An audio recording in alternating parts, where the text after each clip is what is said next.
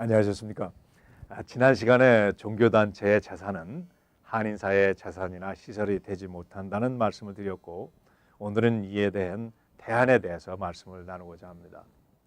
한인사회에서 객출된 재원으로 종교단체의 자산과 건물이 한인사회에 활용될 수 있다면 이는 매우 바람직한 일입니다. 그러나 대개의 경우 자체 건물의 소유 및 유지 등으로 건물을 한인사회에 개방하는 경우는 매우 드물게 나타나고 있습니다. 아마 거의 없다고 해도 과언은 아닐 것입니다. 현명한 대안 중에 하나는 그 건물을 한인사회의 소유로 만들고 종교단체는 그 건물을 영구히 이용하는 그런 방법을 택하는 것이라고 생각을 합니다. 봉사기관들은 종교단체와 똑같은 비영리 단체들입니다. 봉사단체는 정관에 의해서 이사회를 구성하고 미국 비영리 법에 의해 의거해서 업무를 전개합니다. 모든 재정은 정부에 보고되어야 하고 그 보고서에는 일반인들에게 공개되어 있습니다. 그 단체가 소유한 재산은 아울러 그 단체가 소속된 지역사회의 재산으로 간주가 됩니다.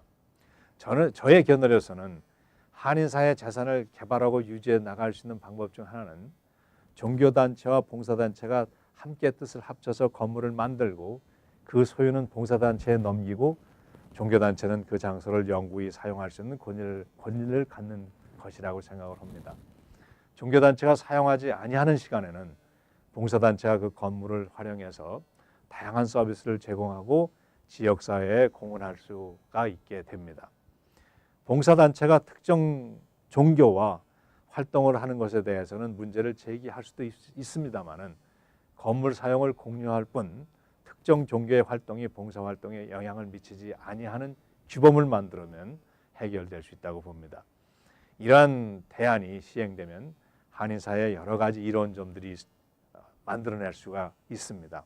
첫째, 건물 확보에 시너지 효과를 가져올 수 있습니다. 종교단체의 경우 정부로부터 수립이나 장비 구입에 지원금을 받을 수 없지만은 봉사단체들은 그러한 일들을 할 수 있는 그 캐피탈 펀드, 그러한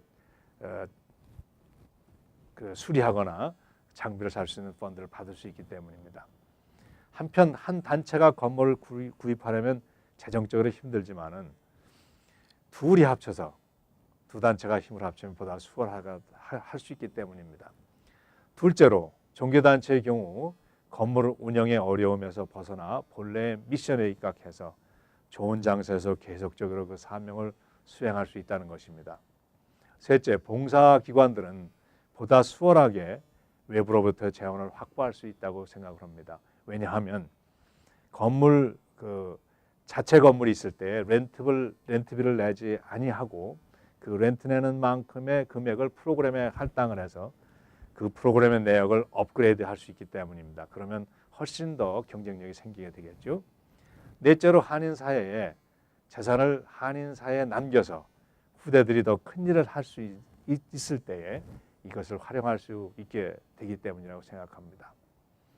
비영리 단체는 종교단체나 봉사단체나 그 소유권이 개인이나 소수에 있지 아니하고 단체와 지역사회에 속하게 됩니다.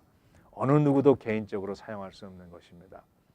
그러나 종교단체보다는 봉사단체가 공공성에 있어서 더욱 공개되어 있고 지속될 수 있고 활용될 수 있다고 봅니다. 어떤 분들은 교단에 속하지 않은 종교단체의 경우에 봉사활동 프로그램과 서비스를 만들어서 직접 제공하는 것을 말할 수도 있습니다. 그러나 정부나 재단으로부터 지원을 확보하기 위해서는 봉사활동 서비스를 전담하는 비영리 봉사기관을 새롭게 만드는 것이 요구되기 때문에 결국은 한인사회의 자산과 건물은 봉사기관에 소속시키고 종교단체가 이를 활용하는 것이 장기적인 안목에서 볼 때에 합리적이고 보다 큰 이익을 우리가 도출할 수 있다는 것을 알 수 있습니다. 다음 시간에는 비영리 단체의 재원에 대해서 말씀을 나누도록 하겠습니다. 안녕히 계십시오.